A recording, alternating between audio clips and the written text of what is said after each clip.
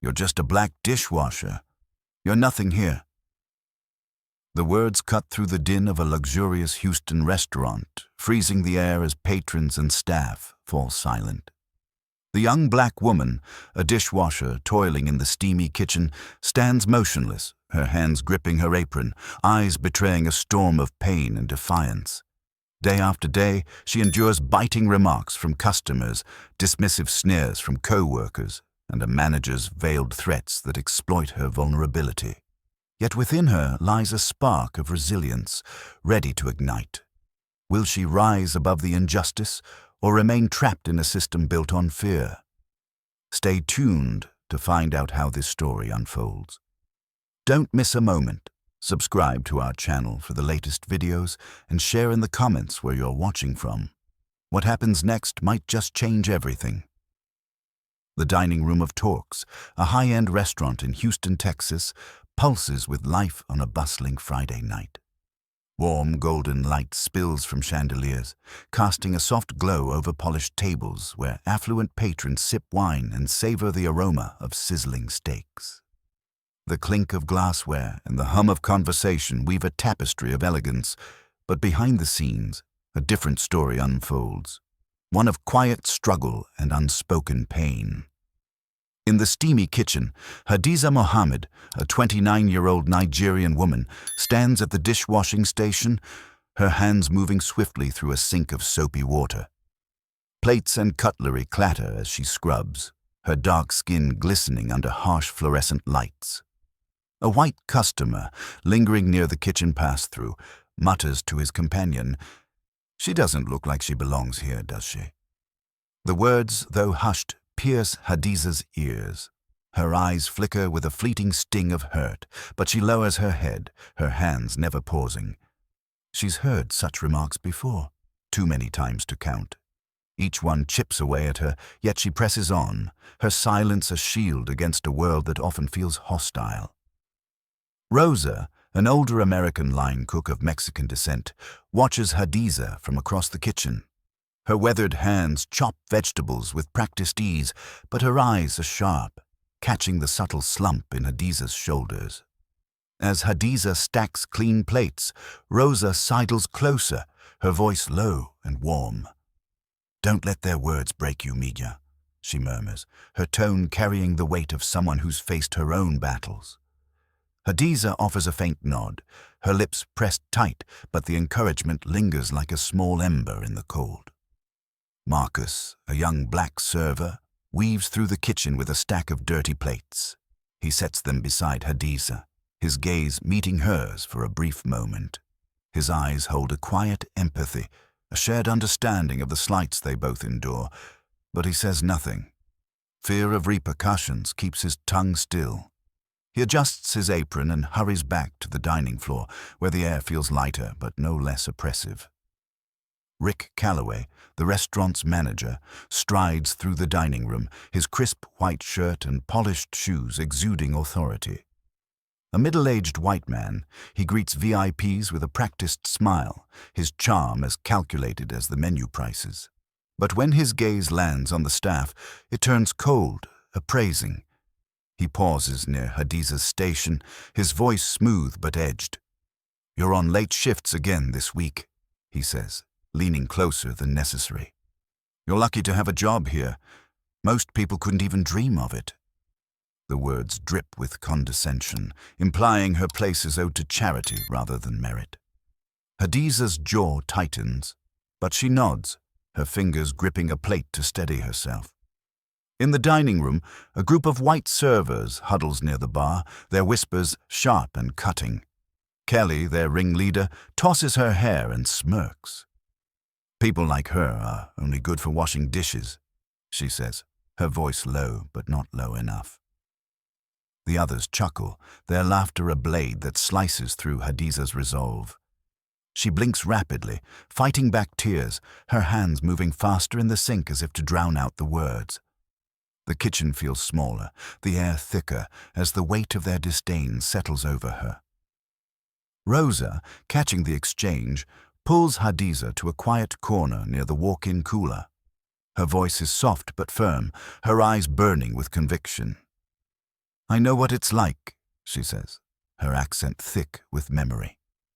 When I started, they said I'd never be more than a cleaner because of where I came from, but you're stronger than they think. Hadiza's chest tightens, a mix of gratitude and exhaustion. She wants to believe Rosa, but the daily grind of slights and slurs makes hope feel like a luxury she can't afford. As the dinner rush peaks, a new figure slips into talks, unnoticed amidst the chaos. Vin Diesel, the restaurant's owner, enters dressed in a plain hoodie and jeans, his presence unassuming. He takes a seat at the bar, his eyes scanning the room with a quiet intensity. The staff see only a customer, but Diesel's gaze misses nothing. The forced smiles of servers, the rigid posture of Calloway, the frenetic pace of the kitchen. As he sips a glass of water, he moves toward the kitchen pass-through, drawn by a faint sound. In the break room, partially hidden behind a cracked door, Hadiza stands with Marcus, her voice trembling. Calloway said if I don't cooperate after hours, I'm out, she whispers, her words laced with fear. Marcus's fists clench, but his response is cut short as he hurries back to the floor, leaving Hadiza alone with her dread. Diesel returns to the bar, his expression calm, but his mind racing. The restaurant's polished facade hides a rot he hadn't anticipated. Hadiza's muffled sobs, Calloway's predatory control, the staff's casual cruelty, all point to a deeper poison. He leans back, his eyes narrowing as he watches Calloway glide through the dining room, his smile a mask for something sinister. Diesel's decision is made. He won't leave until he uncovers the truth. The chapter closes with Hadiza back at her station, scrubbing a final plate as the kitchen clock ticks past midnight. The dining room's glow feels distant, a world she serves but doesn't belong to. Yet in her eyes, a flicker of resilience remains, a spark that refuses to be snuffed out. As Hadiza scrubs the final plate, the kitchen clock ticking past midnight, the golden glow of Torx's dining room feels like a distant world she'll never touch. Yet, in her eyes, a flicker of resilience burns, a spark refusing to die. The restaurant, now quieter as the Friday night rush fades, hums with a lingering tension, the air thick with secrets waiting to unravel. Vin Diesel sits at the bar, his hoodie blending him into the crowd, a glass of water untouched before him. His casual posture belies the sharpness of his senses, ears tuned to every sound, the clatter of dishes, the murmur of departing patrons, the strained laughter of servers. His gaze tracks Rick Calloway, the manager, who moves through the dining room with a predator's grace. Calloway's eyes linger on Hadiza, still at her station, her hands moving mechanically through a pile of greasy pans. Diesel notices the way Calloway's stare shifts from scrutiny to something darker, a glint of intent that sets his jaw tight. Hadiza, though focused, flinches when Calloway passes, his hand brushing her shoulder in a touch too deliberate to be accidental. Her fingers tremble around a sponge, but she keeps working, her fear masked by relentless motion. Diesel sips his water, his mind piecing together the fragments of what he's seen and heard. The restaurant's polished surface hides a festering wound, and Calloway is at its core. Diesel's instincts, honed from years navigating power dynamics, scream that this is more than a bad manager. It's a system built on control. He shifts his attention to the kitchen, where Hadiza's silhouette moves against the steam, her solitude a stark contrast to the bustling dining room. Outside, near the alley where trash bins line the wall, Diesel finds Rosa emptying a bag of scraps. The older line cook's face is etched with fatigue, but her eyes are alert, catching Diesel's approach. "Long night?" he asks, his tone light but probing. Rosa hesitates, glancing back at the kitchen door, then speaks softly. "It's always long for some of us," she says, her voice heavy with meaning. "That manager, he picks on the ones who can't fight back. Her..." She nods toward the kitchen where Hadiza works. She's got no one to stand up for her. Diesel leans against the wall, his expression neutral but his mind racing. He does this often. He presses. Rosa's lips tighten. Too often. He knows she needs this job. Makes her feel like she owes him. Her words hang in the air, a quiet indictment of a man who wields power like a weapon. Back inside, Diesel spots Marcus refilling water pitchers near the server station. The young black server's movements are quick, nervous, as if he's dodging an unseen threat. Diesel approaches, keeping his voice low. "Seems like a tough place to work," he says, offering a disarming smile. Marcus stiffens, his eyes darting toward Calloway, who's now chatting with a lingering VIP. "It's fine," Marcus mutters, but his clenched jaw betrays him. Diesel tilts his head. "Doesn't look fine for everyone." Marcus hesitates, then whispers, "He's got us all scared. One wrong move and you're gone." Diesel nods, filing away the fear in Marcus's voice, the way it mirrors Hadiza's trembling hands. The restaurant runs on dread, and Calloway is its enforcer. As the night winds down, the tension spikes. Kelly, the white server who once mocked Hadiza, wipes down a table near the kitchen. Her usual smirk is gone, replaced by a furrowed brow. She pauses, her eyes drawn to Calloway's office, where he's just summoned Hadiza. Through the slightly ajar door, Kelly overhears his voice, smooth but menacing. "You know what you need to do to keep this job, right?" Hadiza's response is inaudible, but her hunched posture speaks volumes. Kelly's stomach churns. She's laughed at Hadiza before, dismissed her as just a dishwasher. But this feels different.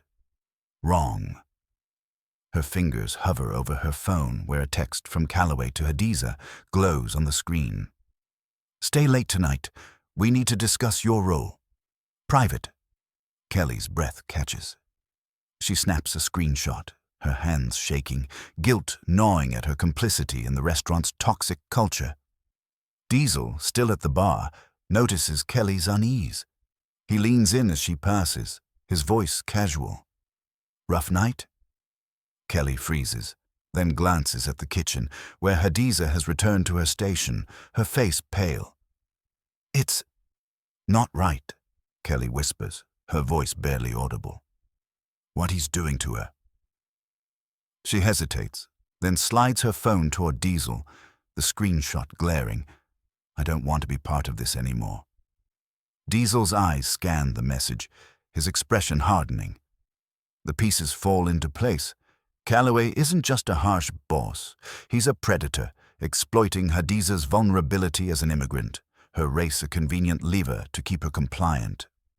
The other staff, even those not as cruel as Calloway, enable it with their silence or casual disdain, reinforcing the idea that Hadiza's place is beneath them.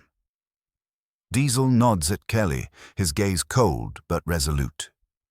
"Thank you," he says, pocketing the evidence.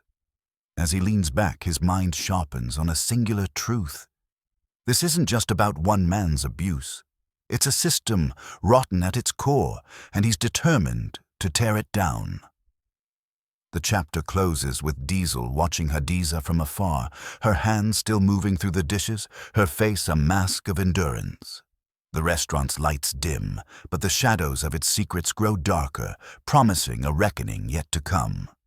The restaurant's lights dim as the last patrons linger over their desserts, but the shadows of Torx's secrets grow darker, heavy with the promise of a reckoning. The dining room, once alive with chatter, now hums with a taut silence, the air thick with anticipation.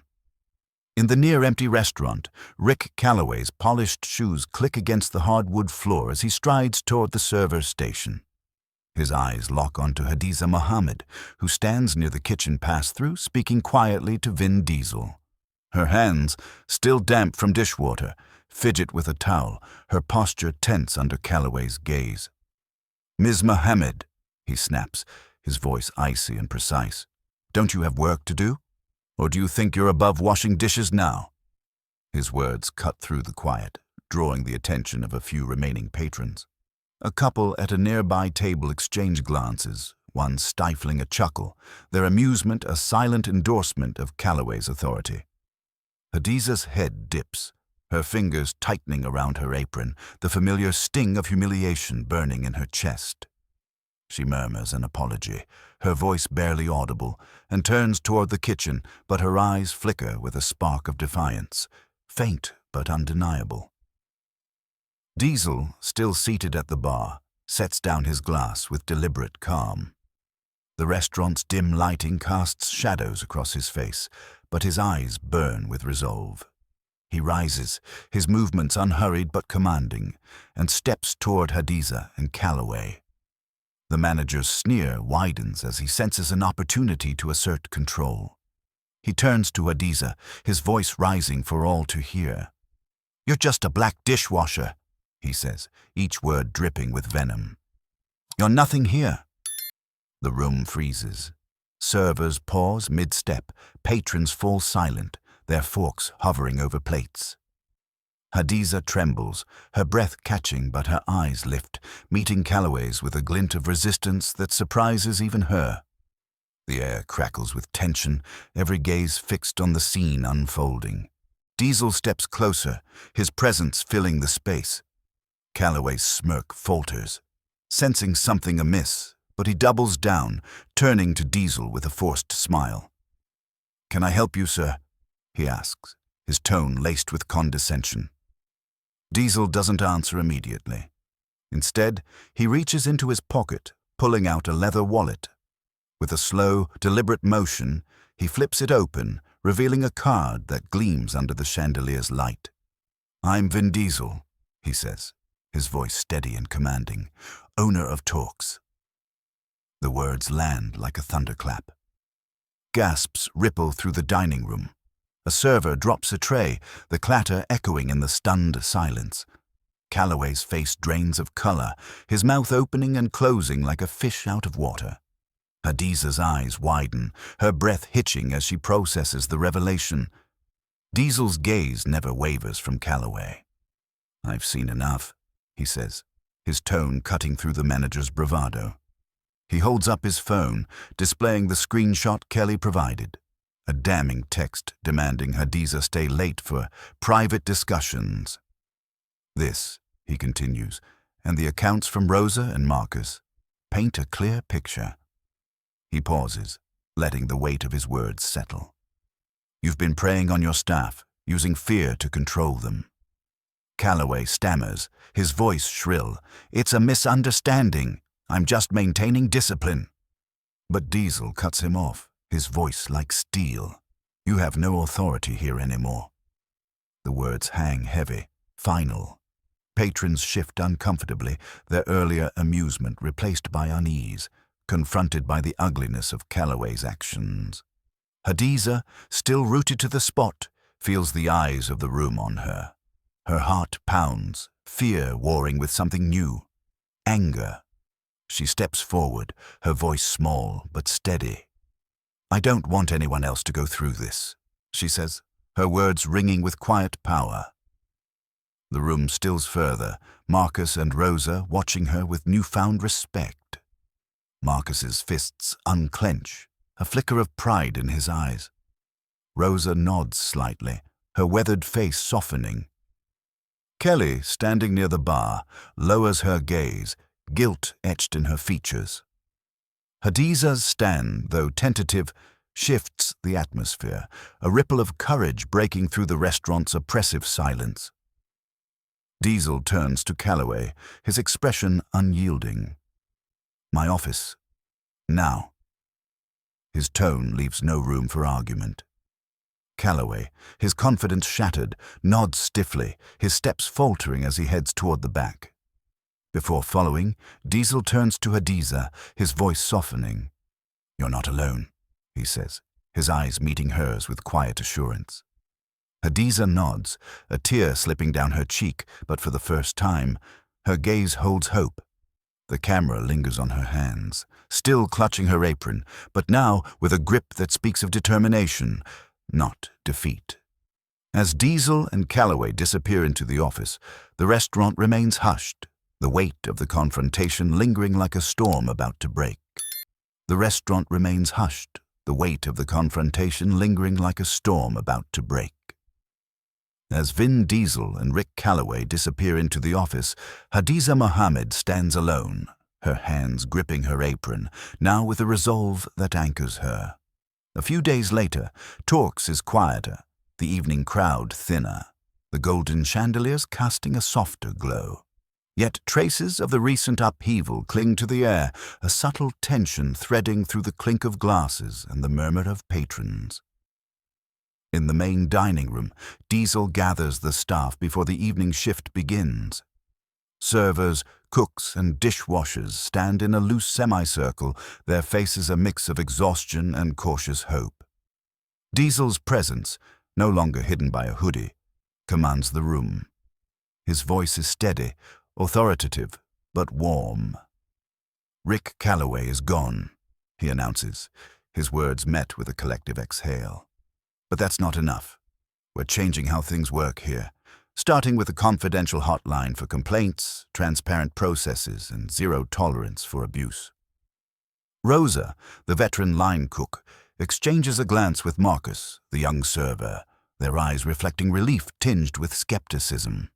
They've heard promises before, but Diesel's conviction feels different, a lifeline in a place long ruled by fear. Hadiza stands at the edge of the group, her hands folded tightly, her heart still racing from the memory of her stand. Diesel turns to her, his gaze encouraging. "You've seen what's wrong here," he says. "Speak." The room turns to her, and for a moment, the weight of their stares threatens to crush her. But she straightens, her voice soft but clear. "No job is beneath anyone," she says, her words gaining strength. "We all deserve respect, no matter our skin or our role." Her eyes sweep the room, landing briefly on Kelly, the server who once mocked her. Kelly's head bows, her face flushed with shame. Hadiza continues, her voice steady. "I've felt invisible here, but I'm done hiding." The room is silent, her words resonating like a quiet thunder. Marcus nods, a flicker of pride in his eyes, while Rosa's weathered face softens with a rare smile. Kelly shifts uncomfortably, her earlier prejudice unraveling under the weight of Hadiza's truth. Marcus, emboldened by Hadiza's courage, steps forward, his usual reticence gone. "She's right," he says, his voice firm. "We need to change how we treat each other, not just with managers, but all of us." His words strike a chord, and a murmur of agreement ripples through the staff. Kelly, her voice trembling, speaks up. I was wrong," she admits, her eyes meeting Hadiza's. "I said things, did things that hurt you. I'm sorry." The confession hangs heavy, a crack in the wall of division that has long separated the staff. Hadiza nods, her expression guarded but softening, a silent acknowledgement of Kelly's step toward redemption. The moment marks a shift, a fragile bridge forming where indifference once stood. Diesel seizes the momentum, his voice cutting through the quiet. "This place belongs to all of you," he says. "I want your ideas to make it better. Hadiza, you lead." Hadiza blinks, startled by the responsibility, but the spark in her eyes grows brighter. The staff huddles closer, their voices tentative at first, then bolder. Rosa suggests mandatory training on equality, her tone fierce with conviction. "We need to learn how to see each other as people, not just roles," she says. Kelly, still grappling with her guilt, proposes financial aid for immigrant workers, a policy to ease the pressures that trap people like Hadiza. "No one should feel they have to stay silent to keep a job," she says, her voice steadier now. Hadiza, hesitating only a moment, speaks up. "An anonymous system to review managers," she says, her words measured but firm. "So no one can hide behind power again." Diesel nods, his expression resolute. "I'll listen," he says. "Every idea counts." As the meeting ends, the staff disperses, their steps lighter, the air less oppressive. The restaurant closes for the night, its lights dimming to a soft glow. Hadiza lingers, her eyes drawn to the shift schedule board near the kitchen. She picks up a pen, her hand steady despite the weight of the moment. With a slow, deliberate motion, she writes her name under Shift Leader. Rosa and Marcus stand nearby, their smiles quiet but proud. The camera pans out, gliding through the glass doors to the Houston skyline, its lights twinkling like stars, a silent promise of renewal not just for Hadiza, but for Talks itself. In a voiceover, Hadiza's words echo, soft but powerful. I used to think I was invisible. Now I know my voice has strength. The chapter closes on this image. Hadiza's signature, a testament to her transformation, a beacon for a future where no one is silenced by fear or prejudice. As Hadiza's story closes, her journey from silence to strength leaves us with a powerful reminder. Every voice matters, and no one should be defined by prejudice or position. Her courage, alongside the transformation of those around her, challenges us to confront injustice in our own spaces. What did this story stir in you? How do you see respect and equality playing out in your world? We'd love to hear your thoughts. Drop them in the comments below and let us know where you're tuning in from. Your reflections fuel these stories, and we're grateful for your time and engagement. Thank you for joining us on this journey through Talks, where one woman's stand sparked change. Subscribe to catch our next tale of resilience and redemption, and until then, keep speaking up, keep listening, and keep pushing for a better world. See you soon!